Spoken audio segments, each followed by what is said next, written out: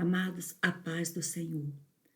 Pela misericórdia e pela graça de Deus, chegamos hoje à nossa última lição do trimestre, cujo título é A Gloriosa Esperança do Apóstolo Paulo. Essa gravação está sendo feita hoje, dia 24 de dezembro de 2021, e essa lição ela será ministrada em todas as Assembleias de Deus no próximo domingo, dia 26 de dezembro de 2021. De antemão, já quero agradecer a Deus por termos chegado ao final dessa grandiosa tarefa que é ministrar a palavra de Deus durante todo um ano. Sabemos das dificuldades, dos impedimentos, dos obstáculos, mas, como diz a palavra de Deus, até aqui nos ajudou o Senhor. Certamente terminamos esta revista, iniciaremos outras e terminaremos também, se assim Jesus não voltar para o arrebatamento da igreja, né? Então, continuaremos aqui apregoando essa palavra poderosa, palavra de esperança, palavra de salvação, palavra de libertação, para que possamos nos portar de forma varonil nesse mundo e nesses dias tão difíceis os quais estamos atravessando. Já de antemão, quero desejar a todos os irmãos, todos os amigos, que tenham um Natal glorioso na presença do Espírito Santo e que Deus abençoe grandemente você e seus familiares, no nome de Jesus. Já dando aqui início, né, a nossa lição propriamente dita, esse título, né, A Gloriosa Esperança do Apóstolo Paulo, já vamos nos adentrar para examinarmos qual foi, né, qual seria essa gloriosa esperança do apóstolo Paulo. Também já quero mencionar que, caso você esteja chegando aqui pela primeira vez, se inscreva no nosso canal, deixe um like, né, nesse vídeo, porque isso ajuda a plataforma, né, no caso aqui o YouTube, a reconhecer essa gravação como relevante e recomendá-la a outros que, porventura, venham a pesquisar sobre o título, né, sobre esse mesmo título. Então, já entrando na nossa lição, vamos aqui para o nosso texto áureo. O texto áureo diz assim: mas nós, que ficou faltando um acento aqui, mas nós, que somos do dia, sejamos sóbrios, vestindo-nos da couraça da fé e do amor e tendo por capacete a esperança da salvação. Essa palavra que eu destaquei aqui, essas palavras que eu destaquei aqui, nós que somos do dia, né? Isso aqui pode ser lido como nós que somos da luz, né? Nós que somos esclarecidos, né, da palavra de Deus, sejamos sóbrios, ou seja, estejamos vigilantes, vestindo-nos, né, da couraça da fé e do amor. Essa couraça da fé e do amor, tendo por capacete a esperança da salvação, nos remete aqui para aquela passagem muito conhecida, né, do povo de Deus, a igreja, os crentes em geral, conhece muito bem essa passagem aqui de Efésios capítulo 6, que fala da armadura de Deus, né?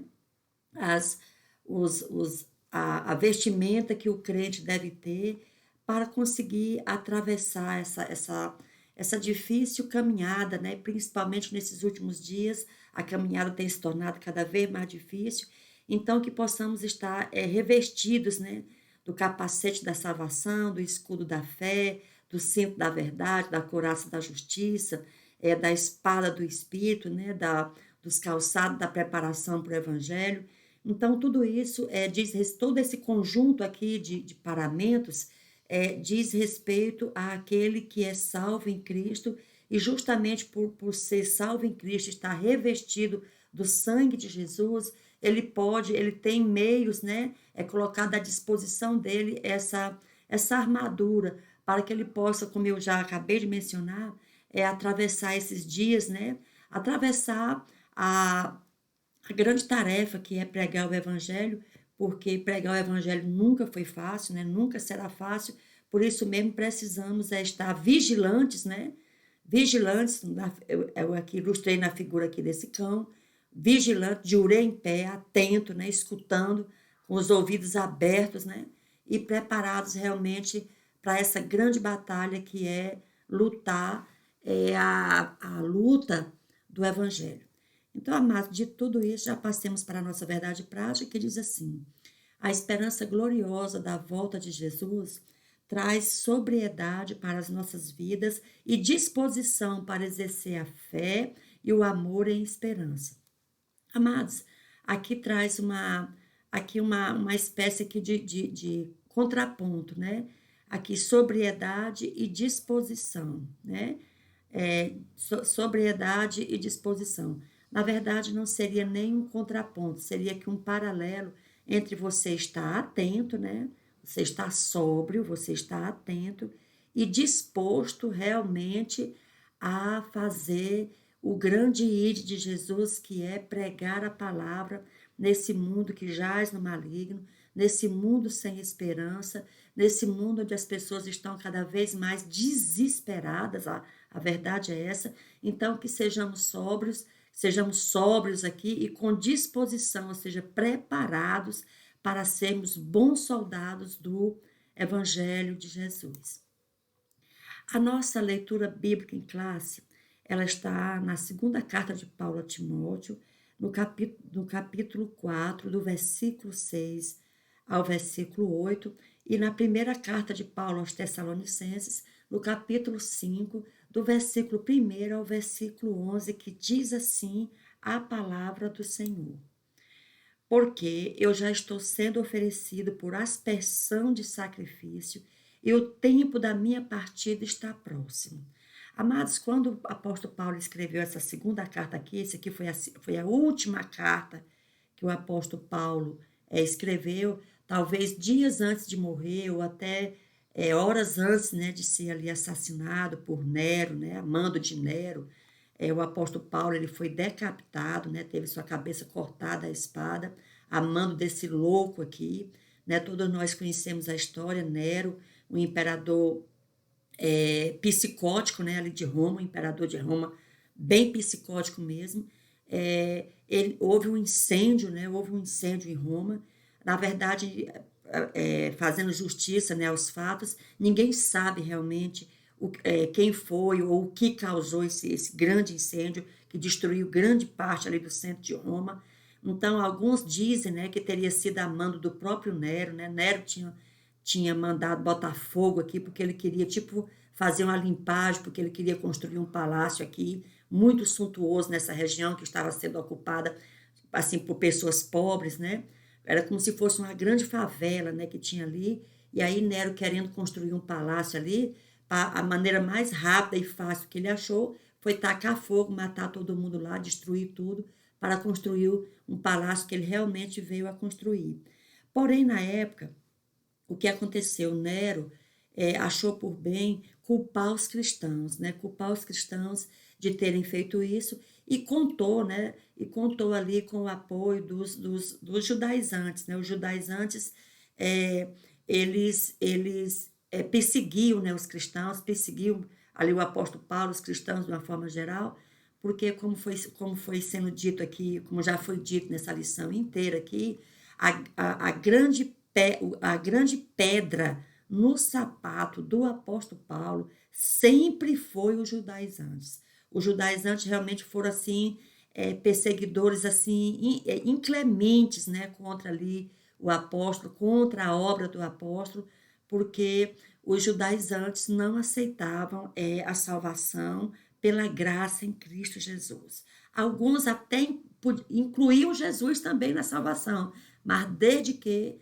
fosse observado a lei, fosse observado os preceitos de Moisés, e quando o apóstolo Paulo, quando houve ali o grande concílio, né, em Atos capítulo 15, a questão judaizante foi levada para um concílio, e ali ficou decidido de que os cristãos não deveriam observar aquelas normas, né, ali das tradições, das leis judaicas, mas tão somente que os cristãos se abstivesse, né, de carne sacrificada aos ídolos, de prostituição, do sangue de animais, essas coisas assim, mas em momento algum ali ficou determinado que os cristãos tivessem que observar ali os preceitos judaicos, né?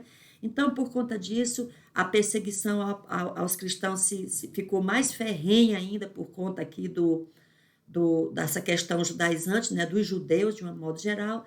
Isso veio culminar realmente em grande perseguição ali contra a igreja primitiva. Então, o apóstolo Paulo aqui já disse, olha, eu estou sendo oferecido por aspersão de sacrifício. Aspersão, amados, diz respeito quando o sumo sacerdote, o sumo sacerdote e os sacerdotes também, eles pegavam sangue de animal, né, pegavam parte do sangue de animal e com a mão eles aspergiam, ou seja, eles jogavam ali em cima de alguns utensílios ali do tabernáculo, né, daquele templo que foi levantado ali no deserto. Então, a esse ritual, o apóstolo Paulo comparou a si próprio, né? Ele seria, o sangue dele também estava ali na mão dos judeus para ser, e o apóstolo Paulo, de uma forma voluntária, ele mesmo oferecia o sangue dele para que a causa, né, do evangelho, para que a pregação do evangelho continuasse, né?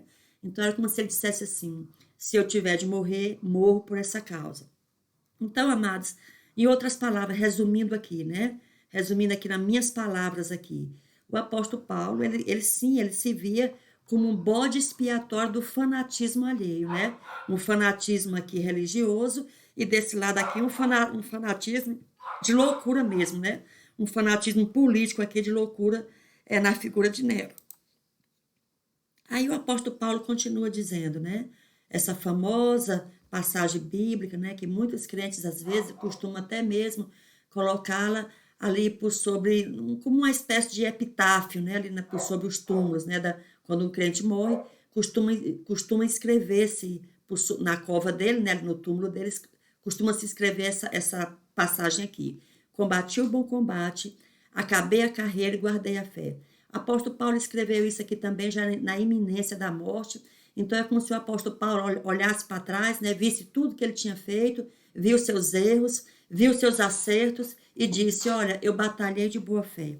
Tudo que fiz de boa fé. Então, combati o bom combate, acabei a carreira e guardei a fé. Então era como se ele dissesse assim, ó, olho para trás, peso tudo e digo, valeu a pena. Então, que possamos também, amados, no momento da nossa partida, né, a gente olhar para trás e dizer, valeu a pena, como disse ali o apóstolo Paulo. E aí ele continua, né, desde agora a coroa da justiça me está guardada, a qual o Senhor, justo juiz, me dará naquele dia, e não somente a mim, mas também a todos os que amarem a sua vinda.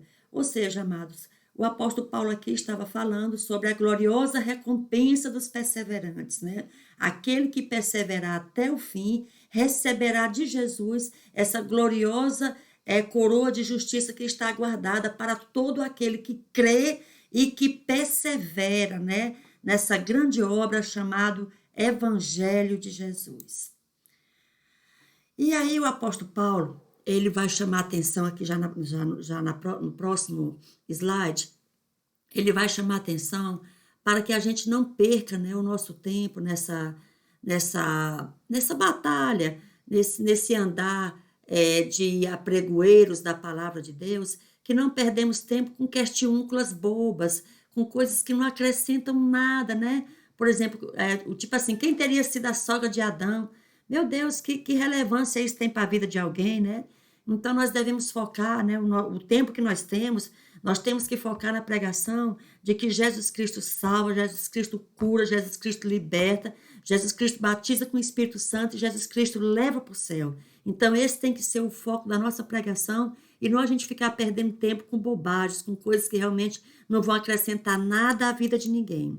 Então, amados, a esse tempo aqui ele diz, olha, irmãos, acerca dos tempos e das estações, não necessitais de que se vos escrevam. Ou seja, amados, não ficar perdendo tempo com obviedades, com bobagem, né? Oh, será que vai chover? Não sei o quê. O tempo tá bonito para chover? Será que faz sol? Esses tipos de coisas que não acrescentam em nada, né? São bobagens, palavras que saem de lugar nenhum para chegar em nenhum lugar.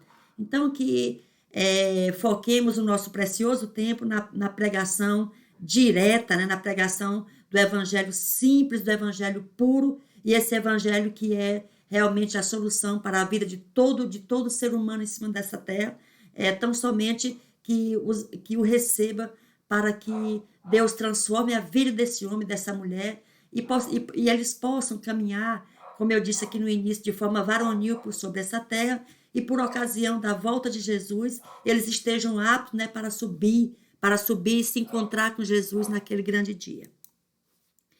Então, amado, aí agora ele já vai mencionar sobre a questão da volta de Jesus, né? Ele diz assim: porque vós mesmos sabeis muito bem o dia do Senhor virá como ladrão na noite. O que ele quer dizer aqui? Que o momento, amados, que nós vamos, né, se encontrar com Jesus, será aquele momento que tipo assim, não é que é imprevisível, não. É mais do que previsível. Aliás, se tem uma coisa que é previsível, é esse encontro. Porque todos nós haveremos de nos encontrar com Jesus. A grande questão é o que ouviremos da boca de Jesus, né? Sejam bem-vindos ou nunca vos conheci. Então, esse dia, né, desse encontro, ele é totalmente previsível. Todos nós estamos nessa expectativa e devemos estar nessa expectativa. Todo ser humano em cima dessa terra deve ter a certeza de que esse dia vai chegar, que esse dia vem, e que a questão toda é se preparar para esse dia. Por quê, amados? Porque o dia que nós haveremos de nos encontrar com Jesus, esse dia não está estabelecido nesse formato tipo dia, mês e ano, como a gente vai preencher um formulário e está aqui, dia, mês e ano, não. Então, é algo, como eu disse, é previsível, porém virá de repente. Você não pode marcar uma data. Tudo que você pode ter certeza é que o dia vem, o dia vai vir. Então, esse dia poderá se dar, vai se dar, por ocasião do arrebatamento da igreja, e esse dia, ele pode se dar e vem se dando a qualquer instante, individualmente, porque a morte, ela não costuma avisar. A morte é outra também que não costuma avisar. Né? Ela chega sem recado, né? Ela chega e aí não adianta você tentar ali persuadir, você tentar ali convencer a morte, porque com a morte não tem conversa. Até porque a morte não é uma pessoa, né? A morte não é uma pessoa, a morte é uma coisa. É uma coisa. É simplesmente ali um elemento ali. Você não vai conseguir, ninguém consegue conversar, tentar, digamos assim, comover a morte. Isso não existe. Então, que estejamos preparados a qualquer instante, porque o encontro, a prestação de contas, ela se dá e está se dando individualmente, e também ela vai se dar de uma forma coletiva. E aí eu já estou falando do arrebatamento da igreja, que eu vou ser mais específica aí nos slides seguintes. Amados, o apóstolo Paulo continua dizendo: olha, pois que, quando disserem a paz e segurança, então lhes sobrevirá repentina destruição, como as dores de parto àquela que está grávida, e de modo nenhum escaparão. Aquilo que eu acabei de mencionar. Ninguém vai escapar desse encontro, ninguém vai escapar desse encontro, né? Seja ele de forma individual ou seja ele de forma coletiva. E esse encontro, ele é totalmente, eu vou repetir, ele é totalmente previsível, porque ele está estabelecido que a ocorrência, eu estou falando do encontro coletivo, porque eu acho que eu não preciso nem convencer ninguém do encontro individual, porque só agora, só aqui no Brasil, com essa pandemia, mais de 500 mil, esse dia chegou para mais de 500 mil de pessoas, né?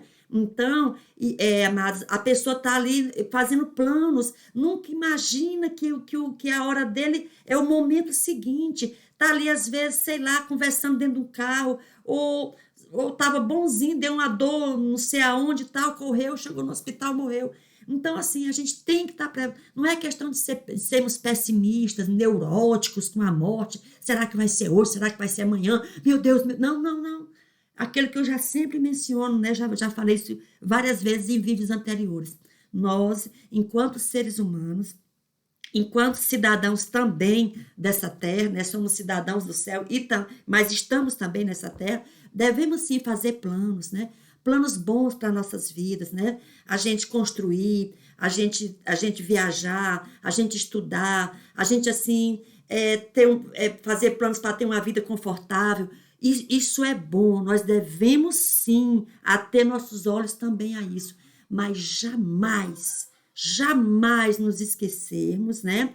O que está em Lucas ali, capítulo 12, salvo engano. Lucas, capítulo 12, quando um homem ali, fazendo planos, já tinha trabalhado muito, tal, já tinha chegado assim, tipo uma meia-idade ali, quem sabe 40, 45 anos, 50, e aí ele disse, agora que eu trabalhei muito, agora que eu juntei muito dinheiro, agora que eu tenho muitos bens, agora eu vou começar a aproveitar a minha vida. Aí a Bíblia diz que naquele momento ouviu-se uma voz: louco, esta noite te pedirão a tua alma, e o que tu tens preparado, para quem será, hein? Então, amados, nós devemos sim trabalhar, mas devemos também ter tempo, né, para nossas famílias, ter tempo para o nosso lazer, temos tempo para brincar, para sorrir, para nos divertir. Tudo isso é vontade de Deus em nossas vidas, mas jamais também sem nos esquecermos, né, de que temos uma alma e que a qualquer momento nós prestaremos conta dela, né, diante do grande juiz, né, diante do grande juiz que é o nosso Criador. Então devemos sim equilibrar esses parâmetros para que possamos ter uma vida, aquela vida que Jesus falou, aquela vida abundante aqui na terra e no porvir. Então, amados, o apóstolo Paulo aqui está dizendo, né, que haverá assim uma falsa sensação de paz, vai preceder a grande tribulação, que eu vou também me adentrar, o que seja essa grande tribulação. Então, hoje a gente vê muito mundo falando em paz, paz, paz, paz. A verdade é que nunca tem paz, né? E há ali uma falsa sensação ali, sabe, de quietude, mas quando pensa que não, explode o conflito. E assim a gente vem vindo, né? Vocês estão lembrados, a Primeira Guerra foi chamada a mãe de todas as guerras, porque diziam que era a guerra que ia garantir a liberdade para todos os povos, que após a Primeira Guerra ia ser a última das guerras, porque o mundo ia conhecer uma época de paz, né? Uma época de paz. Mas não passou-se poucos anos e estoura a Segunda Guerra, né? Então o mundo ele não conhece paz.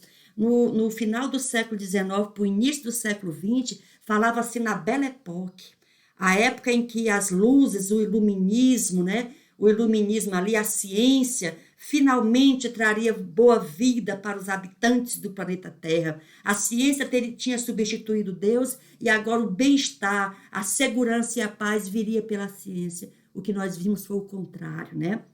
O que nós vimos foi o contrário. O homem, ele está cada vez mais atribulado, né?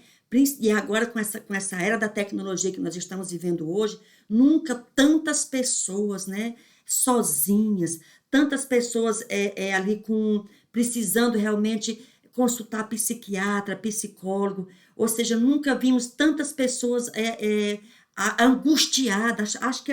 Eu acho que nós estamos vivendo a era da angústia. Nunca vimos tantos jovens se suicidando, né? Tantos casamentos se acabando. Ou seja, que paz é essa, né? E qual foi o bem-estar que essa ciência trouxe, né? Se por um lado a ciência é assim, ela dá com a mão e tira com 10. A verdade é essa. Por quê? Porque o homem ele não consegue trazer paz para a terra. Nunca vai trazer essa paz. A verdadeira paz ainda vai ser estabelecida nessa terra e não vai ser pelo homem, né? E nós vamos chegar nesse assunto que eu já estaria aqui me adentrando no milênio. Então, amados, ele continua aqui. Mas vós, irmãos, já não estais em trevas, para que aquele dia vos surpreenda como ladrão. Por quê? Infelizmente, amados, o arrebatamento da igreja vai pegar muita gente de surpresa. Infelizmente, os crentes não. Os crentes não vão ser pegos de surpresa. Podem até ser pegos despreparados, é verdade, mas de surpresa não. Porque todos nós, se tem uma coisa que a Bíblia, ela é pródiga, né? Na escrita ali, é falar da volta de Jesus, é falar da redenção do mundo na pessoa e na obra de Jesus. Então, não tem ninguém assim enganado, não tem ninguém está inocente daquele dia, né? Ninguém que eu digo é a igreja. Infelizmente, muitas pessoas vão ser pegas e vão procurar explicação por que aconteceu, né? Mas a verdade é que nós sabemos que haverá sim o arrebatamento da igreja, pessoas sumirão dessa terra sem deixar vestígio, né? Sem deixar vestígio nenhum, talvez, certamente, a não ser as roupas, né? Que vão ficar, mas a pessoa mesmo vai sumir, né? Então a igreja não vai ser pega de surpresa. Então é como o apóstolo Paulo está dizendo aqui: irmão, já não estáis em trevas, ou seja, vocês não estão na escuridão, vocês não estão no escuro, vocês já foram esclarecidos a respeito disso. Vocês já foram iluminados, ou seja, iluminação aqui no sentido de conhecimento, né? Vocês já foram iluminados a respeito disso. Então, nada de dizer que aquele dia chegou como um ladrão para vocês. Vai chegar como um ladrão para aquele que não está esperando. Para aquele que não está esperando, o arrebatamento da igreja vai chegar como um ladrão, como diz a Bíblia, né? Mas não para a igreja. A igreja está esperando sim esse dia. Aí ele diz, porque vós sois filhos da luz e filhos do dia. Nós não somos da noite nem das trevas. Ou seja, vocês crentes, né? Conhecem, vocês estão esclarecidos. Ele repete aqui, vocês estão esclarecidos. Então, nada desse dia pegar você de surpresa. Esse dia não pode pegar você de surpresa, porque vocês devem estar já esperando com todo aquele paramento lá da armadura de Deus. Vocês estão preparados aqui para esse grande dia. E aí, amados, eu vou dizer, esse grande dia, ele vai acontecer de uma forma coletiva, que é o arrebatamento da igreja, mas esse grande dia está chegando para cada um individualmente. Meu Deus, quantas pessoas hoje mesmo não chegará esse dia para essas pessoas, né? Talvez até mesmo para mim que estou gravando esse vídeo. Então, devemos ter consciência, né, desse encontro com Jesus, dessa prestação de conta das nossas almas. Aí ele diz, aí aqui eu fiz o resumo, né? O que é o resumo aqui desse versículo 5? Nós somos conhecedores e não somos ignorantes a respeito desse assunto. Que assunto? A volta de Jesus. Aí ele fala, ó, não durmamos, pois, como os demais, mas vigiemos e sejamos sóbrios. Aqui é sóbrios. Ou seja, não ficar, tipo assim, por fora, né? Não, isso aí não vai vir, isso é conversa, entendeu? Isso aí é lenda, já estão dizendo isso há quanto tempo, isso não vai acontecer coisa nenhuma, né? Isso é papo de fanático, papo de doido, papo desses crentes aí, que fica procurando chifre aí em cabeça de cavalo, não sei o quê. Isso é coisa de gentinha, de doido, olha. O apóstolo Paulo fala, não vocês abram o olho, fiquem espertos, como diz o outro, porque esse dia vai chegar, esse dia do encontro coletivo, como eu estou dizendo, né? Ou seja, não sejamos indolentes como os necios, né? Ficamos atentos e não numa posição assim totalmente ali de passividade, né? Como se aquilo não dissesse respeito àquela pessoa, porque isso diz respeito a todos os habitantes do planeta Terra. Aí ele fala, porque os que dormem, dormem de noite, e os que se embebedam, embebedam-se de noite. Ou seja, ele está dizendo, aqueles que caem em armadilhas, aqueles que são pegos de surpresa, aqueles que são engodados, é porque não estão esclarecidos, porque eles não têm o conhecimento. Ou seja, são pessoas que vivem na escuridão. E ainda diz assim, aí aqui eu fiz o resumo, né? Os incautos, né, serão pegos pelas suas próprias negligências, como esse animalzinho aqui, né?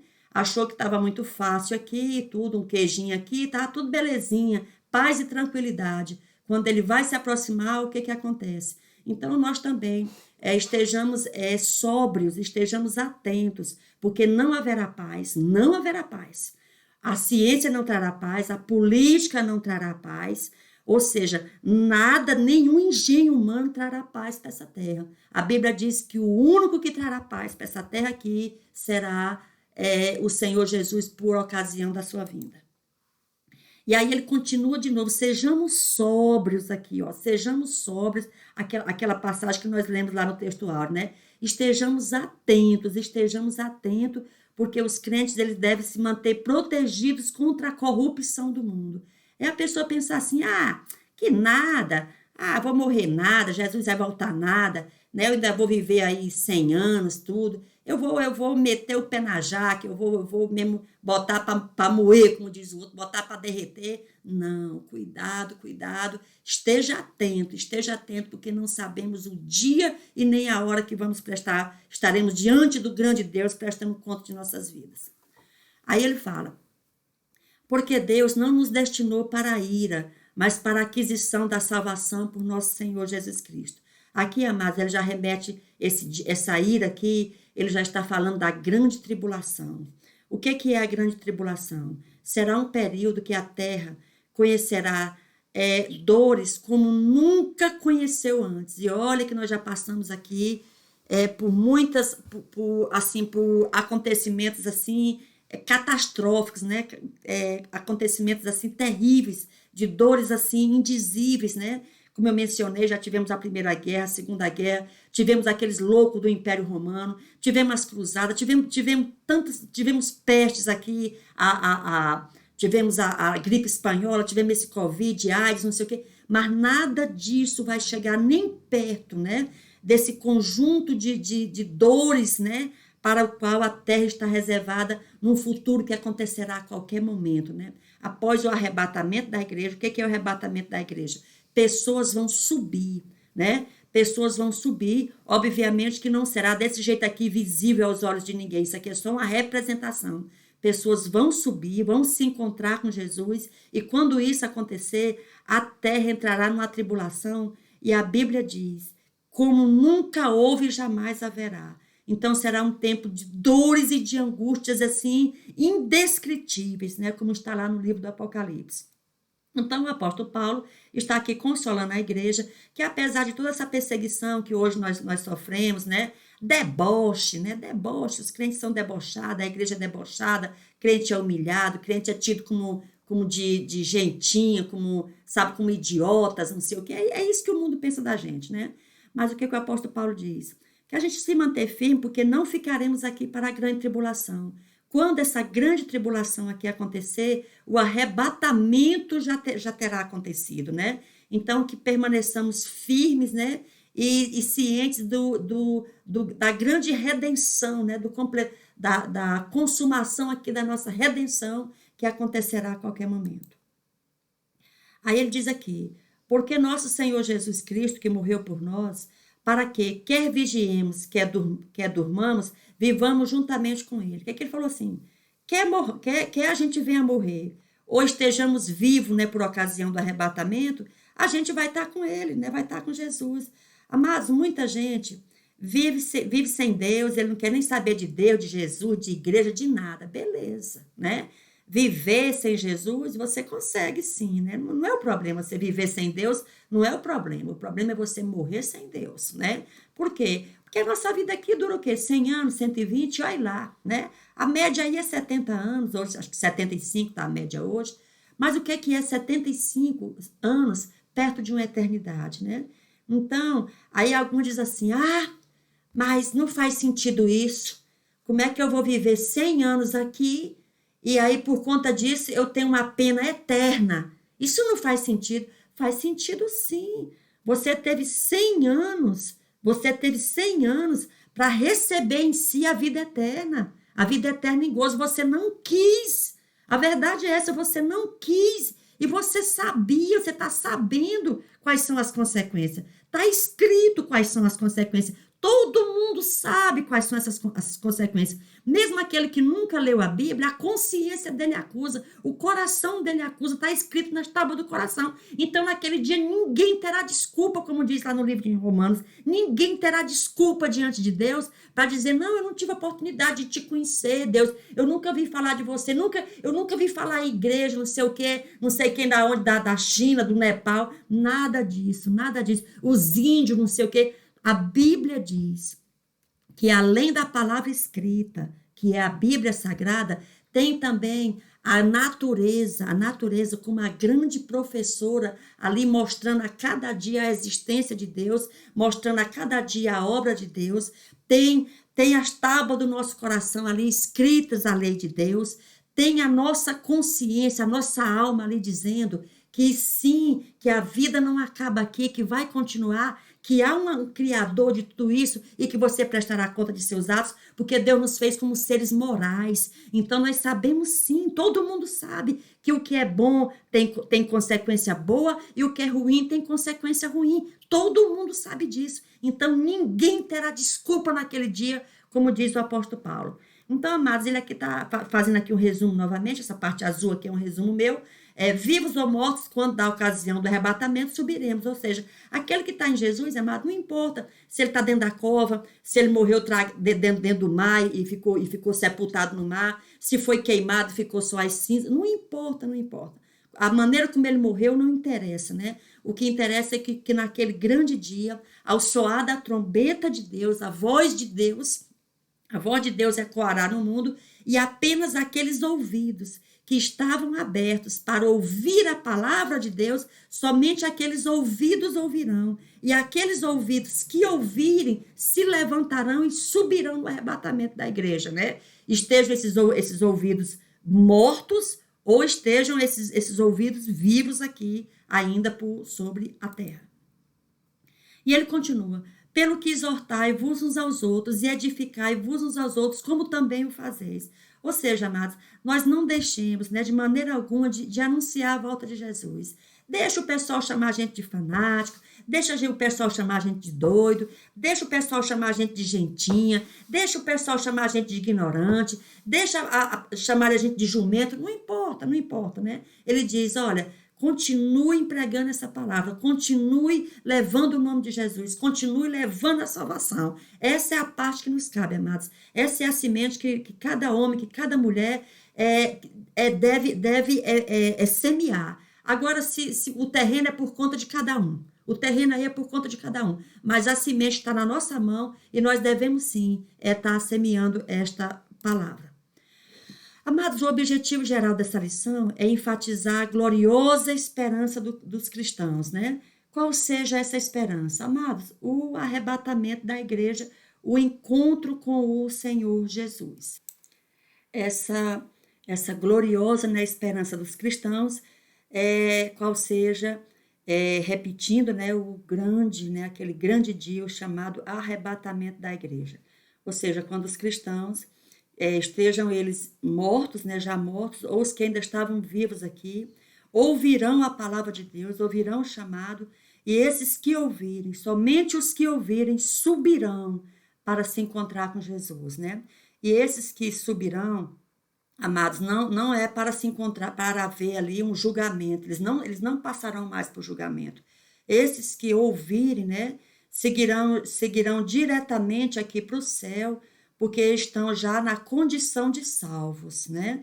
Somente os salvos em Jesus Cristo ouvirão o chamado soar da trombeta, ou seja, a voz de Deus. Aqueles que ouvirem subirão para se encontrar com Jesus nos ares, como diz ali a palavra dita pelo apóstolo Paulo ali aos Tessalonicenses. Amados, a introdução da nossa lição diz assim, que não podemos perder a esperança do céu em meio ao sofrimento e tribulações nesta terra. Mas vamos ser sinceros, né? Quem de nós aqui nunca se viu na condição ali de Asaf, no Salmo 73? Quem de nós? Vamos ser sinceros, né?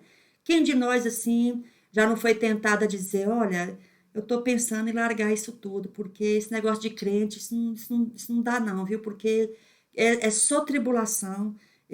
A verdade, amados, é o seguinte: a pessoa estava ali, vivia uma vida tranquilinha, tudo estava ali e tal.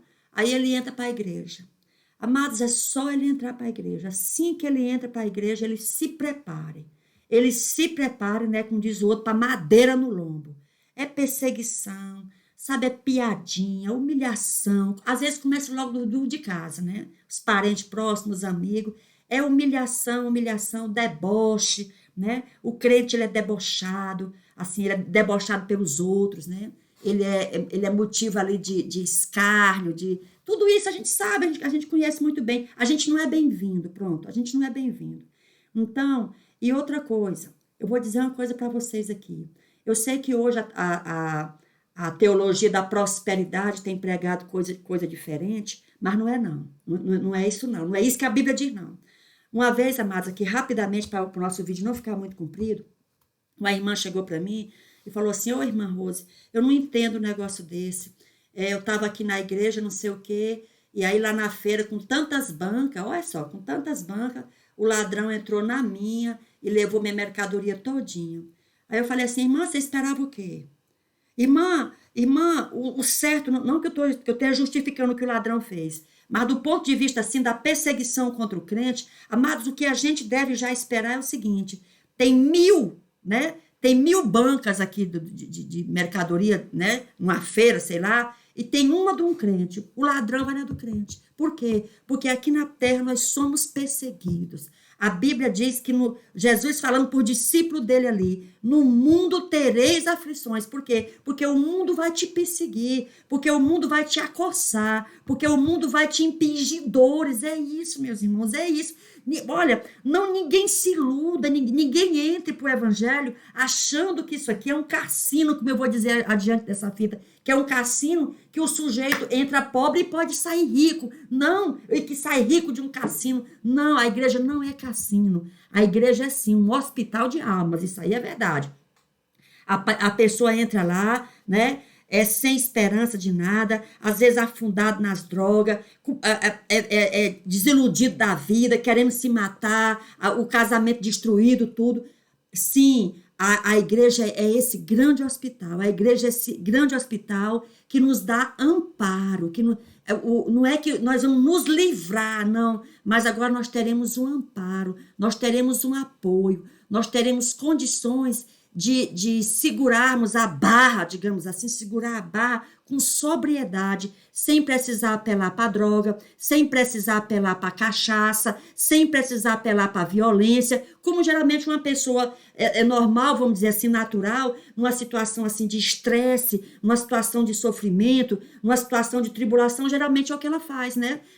Parte para um escape aí, e esse escape, geralmente, ao invés de resolver o problema, faz acrescentar outros problemas. Então, o crente, sim, o crente em Jesus, ele sofre, o crente em Jesus, ele é perseguido, o crente em Jesus, ele é acossado, o crente em Jesus, ele é atribulado, é questão não é possessão, amados, porque o crente, ele não fica possesso de demônio, mas os demônios, eles vêm ali, é ali para oprimir, é uma opressão, o crente é oprimido, sim, por demônios, o demônio odeia o crente, o demônio persegue o crente, mas mesmo assim, o crente tem aquela paz, o crente tem aquela serenidade, o crente tem aquela certeza de saber aonde é que os pés deles estão firmados, né? E essa é a nossa gloriosa esperança, amados, aqui nessa terra e também no porvir.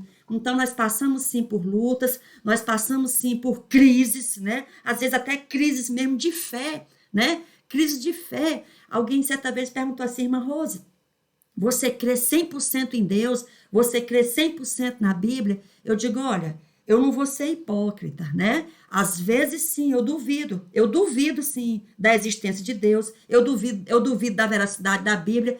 Isso, a minha parte natural, a minha carne faz isso, mas o meu racional, a minha inteligência, o meu intelecto, a minha alma, aquela parte que responde pela racionalidade da minha vida, tem razões de sobra para crer. Então, não é uma duvidazinha aqui que vai jogar por terra todo esse arcabouço de certezas, né? Que a minha alma e o meu espírito me dá. Então, vou continuar, amados. Nós temos que continuar. Todo mundo chega uma hora ali do Salmo 73. Todo mundo chega uma hora do Salmo 73 ali. Por quê? Porque a nossa carne ali nos inclinando para a morte, nos inclinando para a descrença. É Satanás buzinando nos nossos ouvidos. Mas que tenhamos certeza que maior do que essa dúvida que pode nos acossar, que pode nos oprimir, é a certeza que o nosso coração e o nosso intelecto até nos dá, né? Então, continuemos nessa certeza, continuemos nessa esperança e permanecemos firmes para estarmos aptos na consumação dessa obra. Amém? A introdução da lição diz assim: a esperança da nossa salvação é a fonte da força dos fiéis que se apegam no que Deus realizou em Jesus Cristo. Olha, amados, o que é que o apóstolo Paulo está dizendo? Do jeito que Jesus aqui, ó, foi colocado aqui, né, morto, ele morreu, Jesus morreu, foi colocado aqui e depois ficaram só esses lençóis aqui, ó, porque ele não ficou aqui, ele ressuscitou, ele se levantou da morte. Nós também, semelhantemente, haveremos de nos levantar. A consciência de Paulo diante da morte. Amados, Paulo, né? Paulo, ele tinha ali tanta certeza, né? Tanta certeza do que ele estava fazendo, que Paulo não se preocupava, digamos assim, em morrer pelo evangelho. Ele não dava a vida dele por preciosa. Ele sabia que ele ia ser morto, né? Ele já tinha sofrido todo tipo aqui de suplícios, né? O apóstolo Paulo já tinha apanhado tantas vezes, preso, né? Acossado ali de todas as formas, mas o apóstolo Paulo continuava ali naquela certeza. Ele sabia, como ele mesmo dizia, em quem ele cria, né? Ele sabia em quem ele cria e ele sabia também que ele pagaria com a vida, né? Aquela obra que ele estava fazendo. Mas mesmo assim, embora ele sentindo ali que o tempo da partida dele, ou seja, da morte, estava próximo, o apóstolo Paulo vai pregar o evangelho até os seus últimos momentos, como eu falei, nos seus últimos momentos ali, ele preocupado, ele pede, né? Ele já estava sentenciado à morte ali, aguardando qualquer momento que o carrasco chegaria, né, para cortar a cabeça dele, e mesmo assim ele pede, né, ele pede ali que levem os livros para ele, levem os papéis para ele, porque ele queria escrever cartas, né, porque era a maneira como ele pregava o evangelho mandando cartas, né, então ele também, né, era uma das formas, não era só assim que ele pregava o evangelho. Então ele queria escrever cartas como ele escreveu, né, a última carta de Paulo ele mandou para Timóteo, né? Então essa carta está na Bíblia, é a segunda carta a Timóteo, aonde o apóstolo Paulo já está ali se despedindo e sabendo que ele realmente estava sendo oferecido ali como uma aspersão de sacrifício.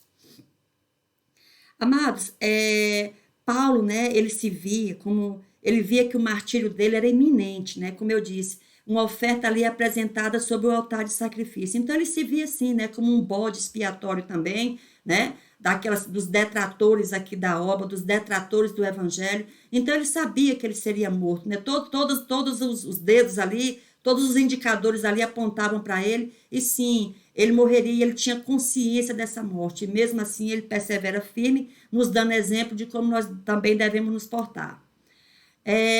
Então, amados, como eu já tinha mencionado, né, aqui a gente está fazendo assim uma recapitulação, ele disse, né, já terminando a carta ali a Timóteo, ele disse: combati o bom combate, encerrei a carreira e guardei a fé. Ele fez uma análise, né, da trajetória dele e chegou à conclusão de que sim, ele tinha cumprido o objetivo dele, ele tinha sido leal com a obra para a qual ele tinha sido determinado a fazer. Então ali ele começa, né, lembrando das muitas experiências, né, que ele teve no decorrer dos 20 e poucos anos, né, que durou ali o ministério dele, né, desde a conversão até a morte dele. Então, desde a conversão dele em Damasco, amado, quando ele caiu do cavalo aqui, vocês estão lembrados, né? Foi uma das nossas primeiras aulas, né? A conversão aqui do apóstolo Paulo. Aí ele lembra, né, de que mesmo em Damasco, depois a perseguição já começa em Damasco, ele tem que descer ali por um cesto, por um muro, que senão seria assassinado já no início da conversão dele, ele teria sido assassinado. Então, mas muitos naufrágios que ele passou, né? Ele foi preso aqui com Silas, muitas açoites que ele levou, né, surras que ele levou, né, mais naufrágios, ele aqui naquela ilha lá, com aquela serpente marinha, uma serpente que até hoje nós sabemos que não dá tempo nem tomar o soro, que a pessoa já morre. Uma serpente também picou ele na hora que ele juntou os gravetos ali para fazer uma fogueira, morrendo de frio depois de um naufrágio. Então a vida do apóstolo Paulo não foi brincadeira, né? Não foi fácil, como não é a vida fácil de nenhum cristão. Mas mesmo assim, amados, que devamos, a exemplo dele, no final, lembrarmos de toda a nossa trajetória, olharmos para trás e também, assim como ele disse, nós também venhamos a dizer: combati o bom combate, cerrei a carreira e guardei a fé. A gratidão, amados, da esperança, né? Ele acabou a carreira e guardou a fé. Ou seja, mais importante do que começar é a forma como terminaremos a nossa carreira. Então, a gente fazendo aqui uma analogia com a corrida mesmo, olha. Muitos, né? Essa aqui é a corrida de São Silvestre. Muitos saem, né? Muitos são chamados aqui, ó. Muitos são chamados, ó. Mas poucos os escolhidos. Ou seja, poucos são aqueles que vão perseverar. Quem são os escolhidos? É porque Deus tem uns queridinhos? Ah, não, Deus tem uns queridinhos ali que ele vai... Não, não. Muitos são chamados, muitos até começam, mas terminar é que são elas, né? Então tá aqui, ó, os chamados aqui. Na hora que a corrida começou, um alto-falante lá disse: olha, preparar, né? Preparar, vai iniciar, e sai aquela multidão. Mas geralmente, amados, para cruzar essa linha aqui, ó, às vezes 2, 3, 4, 5, e olha lá, né? Então, muitos são chamados e poucos são os escolhidos. Quem são os escolhidos? São os perseverantes. Os que perseverarem, esses serão os escolhidos. Então, ele fala, né, o apóstolo Paulo, falando que é preciso olhar para o futuro com a certeza do nosso galardão, né?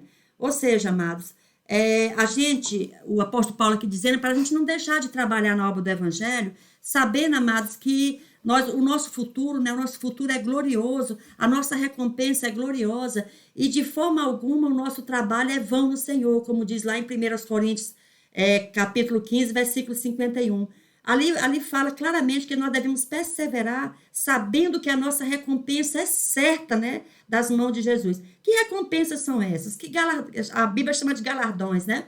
Amados, a rigor não sabemos que recompensa, não sabemos assim materialmente o que seja, não sabemos, né? O que nós sabemos é o seguinte, né? Que a salvação, sim, ela é nos oferecida de graça. Mas os galardões, nós devemos comprar esses galardões. E qual é a moeda que compra galardão? As boas obras. As boas obras compram galardões, né?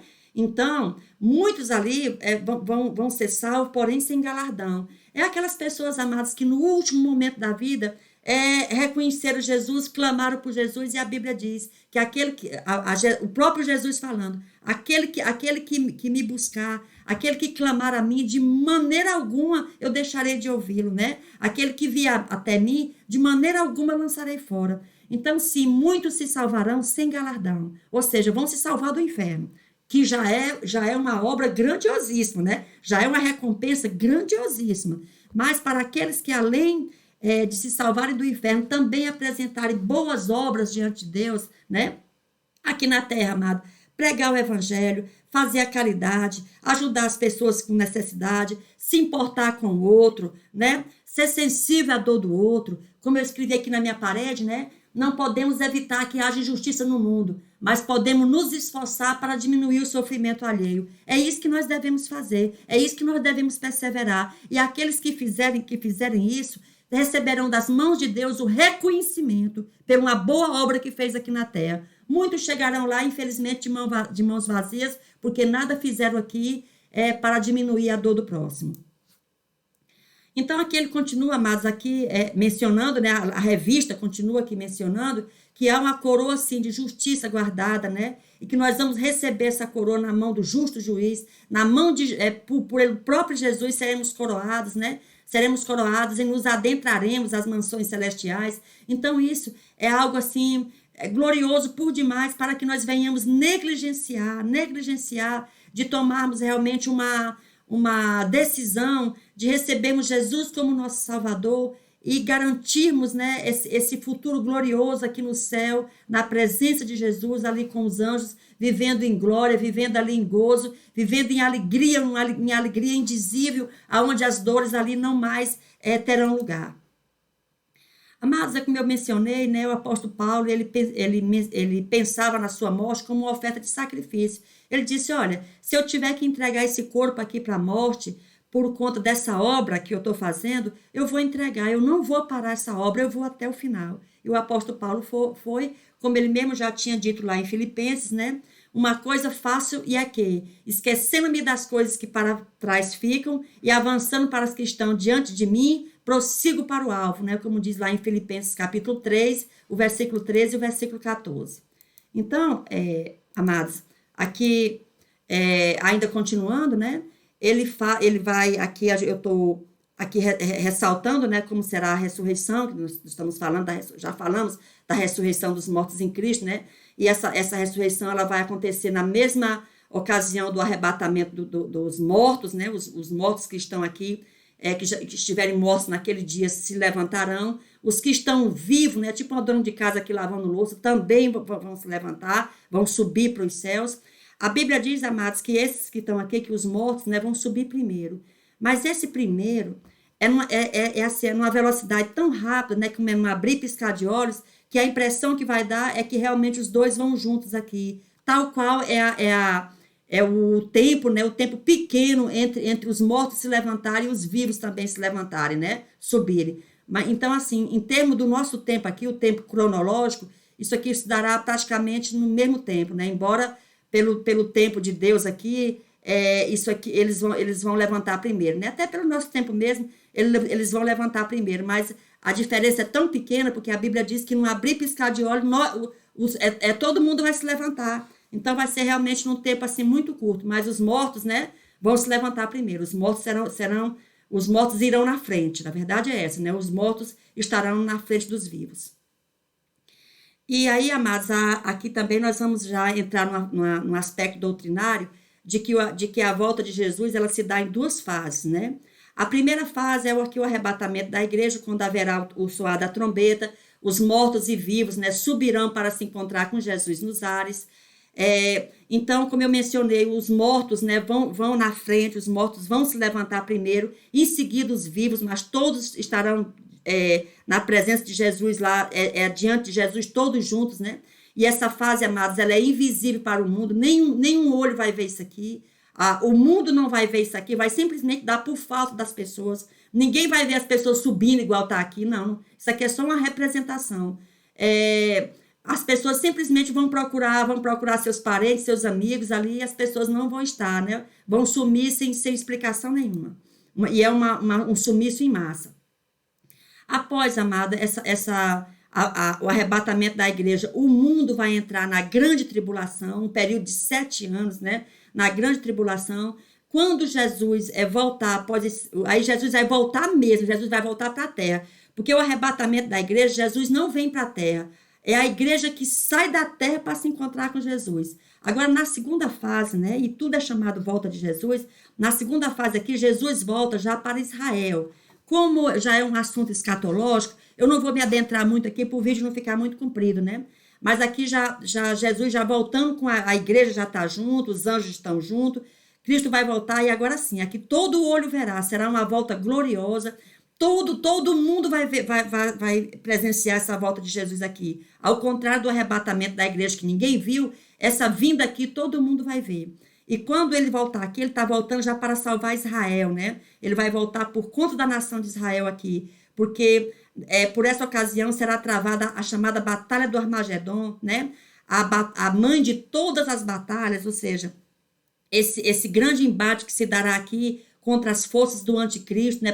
Para que o próprio Jesus salve Israel aqui do extermínio, porque há essa promessa dada desde os primórdios lá da nação de Israel, dada para Abraão, né, de que não faltaria representantes dele, semente de Abraão aqui por sobre essa terra, e o anticristo ele vai tentar exterminar aqui com os judeus. Mas aí, para que isso não aconteça, o próprio Jesus voltará, né, porque aqui não haverá mais quem livre, não haverá mais aliado, Hoje Israel ainda tem alguns aliados políticos, né, Estados Unidos e outras nações aí, mas nessa época ele estará sozinho aqui, não haverá aliado nenhum. Então, quando não houver mais nenhum braço, né, nenhum homem aqui disposto a somar força com Israel para defendê-lo ali do extermínio, o próprio Jesus em pessoa descerá para livrar Israel da aniquilação, naquela que será chamada a Batalha do Armagedon, quando os exércitos celestiais versus os exércitos aqui do anticristo.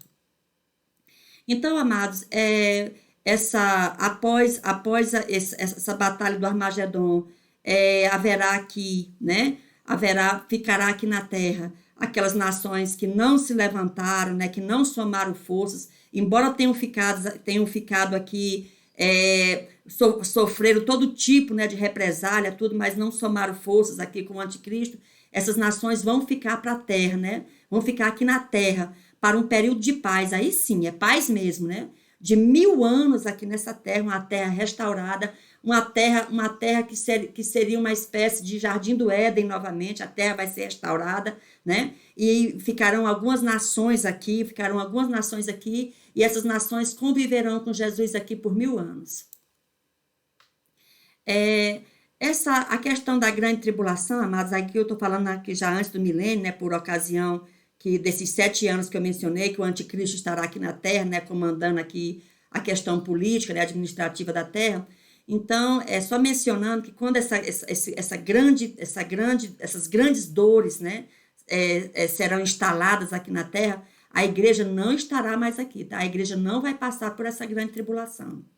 Então, mencionei aqui, amados, que nessa batalha aqui, né, que eu tinha falado anteriormente, essa batalha aqui, Jesus vai destruir, né, os exércitos do anticristo aqui, nessa batalha, a batalha do Armagedon, que vai se dar lá em Israel, né? Após Jesus vencer essa confederação de nações aqui aliadas de Satanás, será instalado, sim, o milênio aqui na terra, e por essa ocasião será inaugurado o Lago de Fogo, né? O grande inferno, né? O Lago de Fogo. E o Lago de Fogo, amado, ele será inaugurado, até hoje não tem ninguém no Lago de Fogo, né? Tem pessoas no Hades, né? Tem pessoas no Hades hoje, que é também um inferno. Mas a esse respeito não vou me adentrar, porque a questão doutrinária eu teria que estar falando aqui sobre os vários infernos, né? Para não ficar aqui muito comprido o vídeo, eu vou ser mais direta aqui. Então, nessa época, o anticristo e o falso profeta serão lançados no Lago de Fogo. O Lago de Fogo é um inferno do qual ninguém sairá de lá. Então, nesse inferno, esse inferno ele está virgem até hoje lá, não tem ninguém lá hoje, né? E os primeiros que vão entrar lá será o anticristo e o falso profeta. Embora haja hoje, sim, almas no inferno, mas eu estou falando de outro inferno. Esse chamado Lago de Fogo é o inferno definitivo, é o inferno do qual ninguém sairá de lá.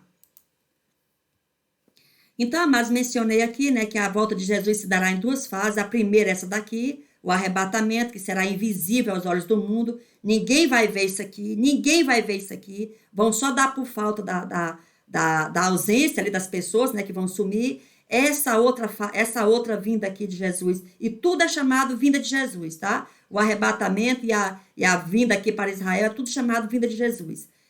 Mas aqui a igreja sobe, né, para se encontrar com Jesus nos ares, e aqui Jesus desce para se encontrar com Israel na terra. Então, amados, essa fase aqui que eu mencionei, todo mundo vai ver, e essa aqui não, essa aqui será invisível. Apenas os salvos, né, vão tomar parte nesse encontro aqui.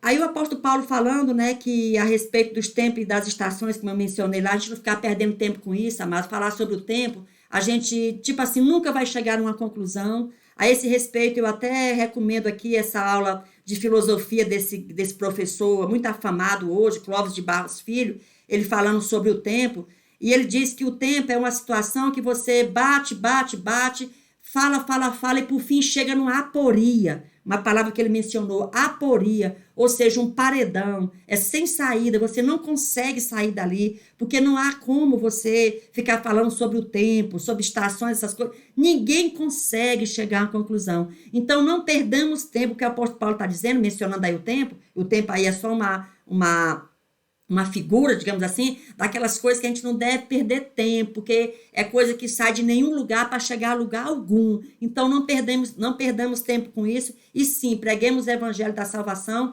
para que mais ouvidos estejam desagravados e ouçam, né, aquela trombeta quando tocar, para que suba também no arrebatamento e se encontre com Jesus nos ares. Amados, aqui mencionando novamente, né, estejamos alertas, porque a vinda, né, de Jesus, o nosso encontro com Jesus, ele se dará sem aviso. Só tem a certeza de que ele se dará, mas é sem aviso, é como um ladrão na noite. O ladrão não avisa a hora que vai chegar, porque se ele avisasse, não haveria nem roubo, né? Então, por isso mesmo, o ladrão não avisa, assim também se dará a volta de Jesus. Se dará num dia e numa hora que ninguém sabe quando será a volta de Jesus. Essas bobagens que vocês ficam vendo na internet aí, não sei o que, um sinal não sei aonde, vai voltar dia tanto. Todo ano tem uma data lá marcada. Gente, isso é só para dar views, né? Para dar views, e uns bobos saem nas tias do Zap aí, distribuindo fake news. Isso é fake news. Negócio de data de Jesus voltar, isso é mentira. Ninguém sabe. Ninguém sabe o dia da volta. Ninguém, nem os anjos sabem, a Bíblia diz. Nem os anjos que estão lá não sabem. Faça um cálculo nós aqui, vamos saber. Nem os anjos sabem. Jesus falou que nem ele sabe. Só o Pai sabe. Então, meus amados, se Jesus que está lá, os anjos que estão lá não estão sabendo, um comedor de feijão aqui vai saber, né? Então, para de ficar passando esses fake news aí, negócio de volta de Jesus. Isso é mentira. Você tem que estar preparado para essa volta, mas não ficar com bobagem aí, espalhando notícia falsa, tá bom? Então, amados, o derramamento, né, os sinais, né, um dos sinais de que a volta de Jesus está cada vez mais próxima desde a época de Pentecostes, né, no grande derramamento do Espírito Santo, e esse Espírito Santo que continua no meio de nós, né, por meio dos dons, das manifestações dos dons, etc., são uns sinais ali, uma garantia de que aquilo que foi dito lá no livro de Atos, né, que Jesus, do jeito que ele subiu, ele desceria, que estejamos preparados, né? Estejamos preparados, porque o Espírito Santo anuncia a todo momento, né, que o noivo vem, que a noiva se prepare, porque o noivo vem. O noivo é Jesus e a noiva é a igreja. Então, amados, aqui no livro de Atos, né, quando Jesus, após ele ter sido ressurreto, ele subiu aqui, e os apóstolos, aqui tinha quase 500 pessoas, né?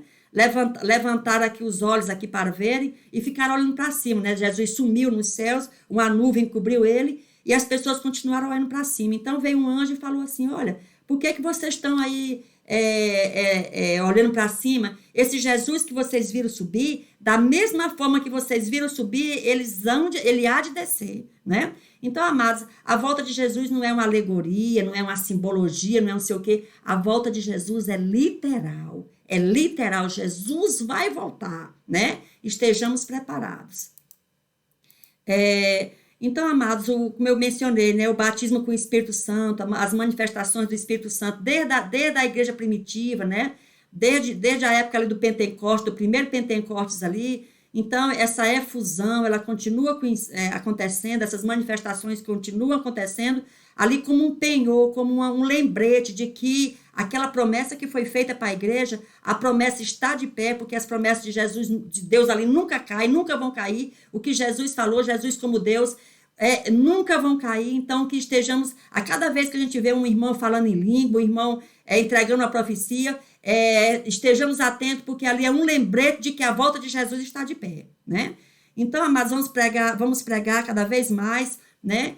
Eu sei que ultimamente a volta de Jesus está sendo substituída por pregações de prosperidade, riquezas aqui na terra, não sei o quê, né? Mas que continuemos com essa mensagem firme, né? Da nossa redenção aqui, da consumação da nossa redenção aqui, por ocasião do arrebatamento da igreja. Então, amados, a igreja de Cristo, ela nasceu, né, no fogo, debaixo da promessa da volta de Jesus, e por isso nós não podemos deixar de maneira alguma de estarmos pregando a volta de Jesus, né? Jesus voltará, e você, né? E você tá a cada momento, todo ser humano, a cada momento, pode ser o momento dele de se encontrar com Jesus. Então, que estejamos atentos e preparados, né? Não perdamos de maneira alguma a esperança no porvir. E aí, amados, a nossa bendita esperança, né, que era a esperança do apóstolo Paulo, que também deve ser a nossa, é a gente estar aqui vigilantes, amados, preparados realmente aqui para o trabalho, trabalhando na obra do Senhor, com os olhos fitos aqui no lembrete do Espírito Santo. O Espírito Santo a todo momento está nos lembrando realmente dessa volta, e que estejamos preparados, amados, para estarmos aqui nesse conjunto glorioso chamado o conjunto dos salvos no arrebatamento da igreja. Então, amados, aqui, né, que estejamos aqui mortos ou estejamos aqui vivos, né, que possamos tomar parte aqui nessa bendita esperança aqui, nessa gloriosa esperança aqui, que é realmente o arrebatamento da igreja para encontrar com o nosso Salvador nos ares, lembrando que esse arrebatamento ele se dará como um ladrão na noite. Esse arrebatamento aqui ele não terá data para acontecer, ao contrário da batalha do Armagedon. A volta de Jesus para Israel tem data, tem dia, mês e ano, né? Tem dia, mês e ano. Ou seja, irmã Rose, qual é o dia, mês e ano da volta de Jesus para Israel? Ora, é simples, né? Os que ficarem aqui, é só marcarem a data do arrebatamento. Vamos imaginar que a data do arrebatamento se dê hoje, né? Hoje é 24 de dezembro de 2021. É só contar 7 anos para frente e vai se dar a batalha do Armagedon. Tanto essa data vai ser sabida que os exércitos do anticristo vão estar reunidos lá, aguardando a descida de Jesus, justamente no lugar onde a Bíblia diz que Jesus vai voltar, ali no Monte das Oliveiras, em Israel. Então, eles vão estar, as nações do anticristo vão estar no dia, mês, no ano, mês e dia, ali naquele lugar onde eles sabem que vai ser, porque a volta de Jesus para Israel tem dia, mês e ano. Isso é verdade. Agora, para a igreja não tem, não. Para a igreja será a qualquer momento. Por isso, você esteja preparado. Então, é isso aí, amados. Obrigada por vocês terem assistido o vídeo até aqui, né? Quero desejar a todos um Feliz Natal, que o Espírito Santo de Deus abençoe grandemente você, sua casa, seus familiares, aqueles que estão próximos, que estão distantes, que guarde, que livre, que proteja, que abençoe todos os lares, os casais, os familiares de uma forma geral. Deus abençoe aqueles que passarão a noite em leitos de hospitais, né, passando ali por uma tribulação. Que o Espírito Santo de Deus dê paz a esses corações, a todos os nossos corações, e que permaneçamos firmes, amados, para essa gloriosa esperança do apóstolo Paulo, que também deve ser a nossa esperança, qual seja, estarmos preparados e aptos para nos encontrarmos com Jesus nos ares, naquele grande dia chamado o arrebatamento da igreja. Amém, amados? Que Deus vos abençoe e que Deus vos guarde no nome de Jesus.